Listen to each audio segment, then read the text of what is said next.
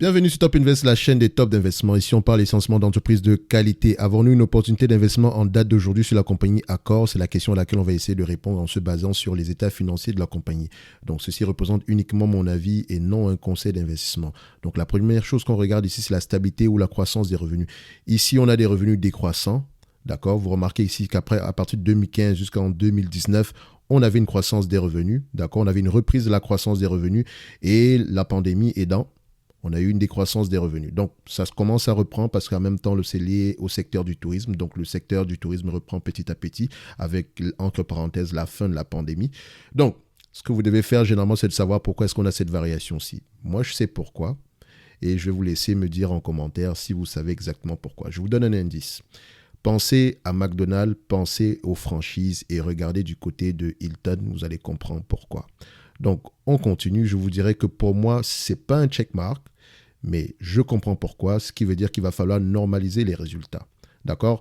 Maintenant, au niveau de la marge brute, est-ce qu'on a une marge brute stable ou croissante? On a une stabilité des marges brutes ici, et vous remarquez ici qu'on avait à partir de entre 2015 et 2019, on avait à peu près des marges brutes plus élevées que la moyenne, d'accord? Parce qu'avant, on était aux alentours de 17-18%.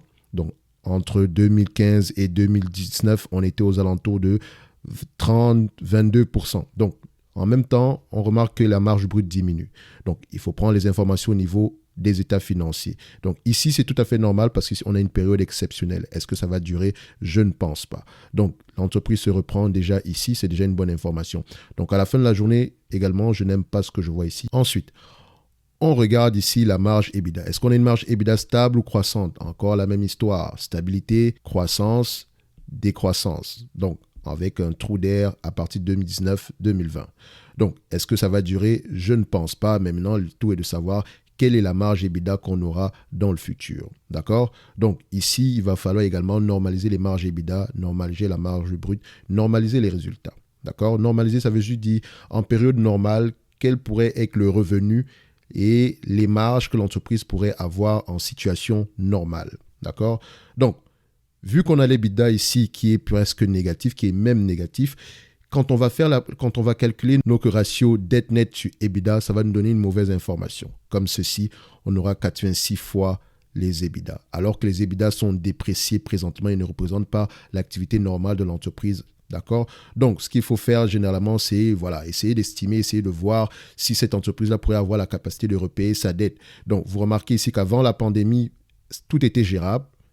Après la pandémie, vu que les marges sont erratiques, c'est un peu compliqué pour le moment. Donc, au niveau des états financiers, la dette nette ici est aux alentours de 1,9 milliard. D'accord? Donc, cette dette nette-là, c'est celle qu'on va utiliser pour évaluer l'entreprise. De toutes les façons, on va faire une normalisation. Donc, ça ne me dérange pas de voir ce genre d'informations aussi. C'est la raison pour laquelle il faut généralement prendre les états financiers sur une longue période de temps et non sur une seule année. D'accord? Donc, au niveau de la valorisation ici, quel est le free cash flow que je vais généralement utiliser? Donc, si on compare ici, vous voyez bien la marge nette normalisée, mais j'ai vérifié également quels étaient les free cash flow à cette période-là. Et je peux dire ici qu'on peut utiliser des free cash flows aux alentours de 8%. D'accord? C'est ce qu'on va utiliser. Ça, c'est moi qui vais l'utiliser. D'accord? 8% aux alentours des free cash flow. Au niveau du revenu, on va utiliser des revenus aux alentours de 4 milliards et 40 millions. D'accord? Donc, 4 milliards, 4,04, donc 4 milliards 40 millions, d'accord? C'est ce qu'on va utiliser. Pourquoi est-ce que je vais l'utiliser? C'est parce que le dernier revenu, donc les revenus avant la période de la pandémie étaient de 4 milliards 40 millions en moyenne, d'accord? Donc ici, on avait également une période de croissance, donc il y avait sans doute une légère période de croissance à ce niveau-là. Donc ici, je prends les états financiers sans croissance. Le plus important déjà, c'est qu'on atteigne au moins le 4 milliards 40 millions qu'on avait par le passé. Ça sera au moins le minimum. Donc ici, les analystes pensent que l'entreprise peut avoir des marges de 13% d'ici 2026. Nous, tout ce qu'on veut d'abord, c'est que l'entreprise puisse avoir les marges au moins de 8%, comme c'était par le passé. Si on a des marges plus élevées, tant mieux. Le minimum, c'est d'avoir au moins des marges à l'équilibre, des marges équivalentes à ce qu'on a eu par le passé avant d'espérer avoir du 13% dans le futur, ce qui ne serait pas impossible de par son business model. Donc, c'est tout à fait possible ici que l'entreprise puisse avoir du 13% de marge bénéficiaire. Maintenant, Qu'est-ce que ça donne en termes de chiffres? Alors, ici, j'ai pris des PER de 17, 20, 22. Dans son secteur d'activité, c'est ce qui est courant, d'accord, en termes de moyenne des PER. Au niveau des free cash flow, 8% de 4,04 milliards, 4 milliards 40 millions, on peut le dire comme ça donne 323 millions. Multiplié par 17 fois les bénéfices, on a 5 milliards 491, moins la dette nette ici, et je vais revenir sur la dette nette, ne vous inquiétez pas. Je vous ai mentionné qu'elle était à 1 milliard 900, mais le logiciel que j'utilise ici l'a mis à 747 millions. C'est pour ça que c'est toujours important de vérifier toutes les informations, quand bien même on utilise un logiciel. D'accord, il ne faut pas être à la merci du logiciel, il ne faut pas être à la merci de Yahoo Finance ou bien de Morningstar ou de Zone Bourse. Non, il faut toujours aller regarder là les rapports financiers en eux-mêmes ou bien comparer plusieurs sources. Donc ici, moins le 747 millions ici, divisé par le nombre d'actions, ça donne ici 18,45 €. D'accord? Si on avait mis la dette nette ici aux alentours de 1 milliard 900, d'accord? Donc ici, 1 milliard 900, ça allait nous donner ici 13,95 € au lieu de 18,45 €. D'accord?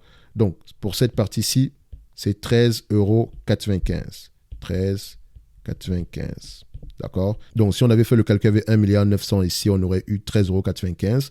Donc, je refais la même chose avec 20 fois les bénéfices. Ça nous donne ici, au lieu de 22,21 €, ça allait nous donner 17,71 €. D'accord? Et quand on fait avec 22 fois les bénéfices, ça allait nous donner 20,22 €. D'accord? Donc, personnellement, où est-ce que je vais me situer? Alors, étant dans une activité qui n'est pas vouée à disparaître, même s'il y a la pression de Airbnb, d'accord, il y a également une pression macroéconomique qui est l'inflation, mais elles ont la capacité d'augmenter généralement les prix, mais jusqu'à quel niveau? Point d'interrogation. On va essayer de se protéger au maximum. Donc, on va se dire que la période future sera très, très difficile pour toutes les entreprises d'ailleurs. Alors, moi personnellement, où est-ce que je vais me situer? Je vais me situer à 20 fois les bénéfices, tout en ayant ici 8% de marge bénéficiaire sur un revenu de 4,04 milliards. D'accord? Donc, pour moi, la valeur sera aux alentours de 17,71 €. D'accord? Vous pouvez l'arrondir ici à 18 € pour la valeur de Accor. Donc, au prix actuel, Accor s'échange à 30 €. Donc, pour moi, l'entreprise serait surévaluée. La valeur que j'octroie à cette entreprise est de 18 € en prenant en considération un revenu de 4,04 milliards, d'accord, un free cash flow de 8%, d'accord, une dette nette de 1 milliard 900. Donc, Accor est surévalué au prix actuel. Idéalement, s'il fallait acheter cette entreprise-ci aux alentours des 10 €, ça pourrait m'intéresser. Et je vous vois déjà venir ceux qui vont dire « Oui, mais Accor, ça fait longtemps qu'ils n'ont pas atteint les 10 €. » Oui, et alors? Ça fait longtemps qu'ils n'ont pas atteint le 10 €. Soit à la fin de la journée, moi, je ne veux pas surpayer. On est sur un marché où il y a énormément d'opportunités.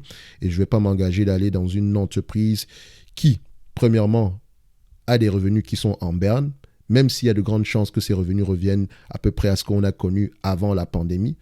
Mais ça reste des hypothèses. Je dois me protéger au maximum.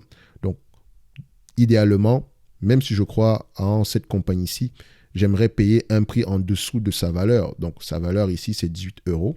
Donc, si on était en situation normale, sans croissance, on serait à 18 €.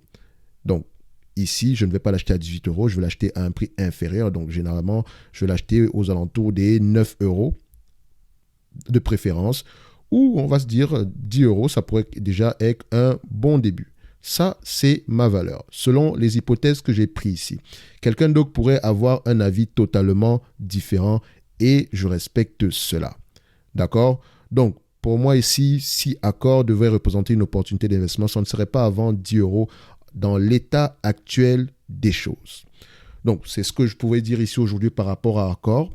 Donc, si vous avez un avis contraire, on le respecte, certainement, mais également, vous devez vous appuyer sur des éléments financiers et ainsi que des éléments qualitatifs. Valoriser une entreprise, c'est de l'art. Ce qu'on recherche avant tout, c'est la stabilité des revenus. Parce qu'on n'investit pas dans le passé, mais pour le futur. Donc, on veut des revenus les plus stables possibles, les marges les plus stables possibles. Plus il y a d'incertitudes, plus on doit se protéger. Et ici, il y a des incertitudes. La première incertitude, c'est déjà d'avoir un revenu qui est conséquent, qui serait au moins égal à ce qu'on a connu par le passé. Point d'interrogation. Est-ce que c'est une certitude? Non. Il y a beaucoup de choses qui pourraient aller dans le futur. La pandémie pourrait revenir, on pourrait connaître autre chose. Aujourd'hui, on parle de la variole du singe, je ne sais même pas comment on appelle ça. Il y a toujours de nouvelles surprises. Donc, à la fin de la journée, il ne faut pas être prétentieux quand on investit. On essaye de se protéger au maximum parce que l'argent qu'on va mettre présentement, même si on n'en a pas besoin, c'est un argent qui nous a coûté notre temps. Donc, il faut être rigoureux avant de le mettre au travail et il faut privilégier la qualité absolument. Si Accor vous intéresse, ne regardez pas les hôtels ou les bâtiments parce qu'ils n'en possèdent juste pas. D'accord? Ce n'est pas une compagnie immobilière. Ils n'ont pas de bâtiments.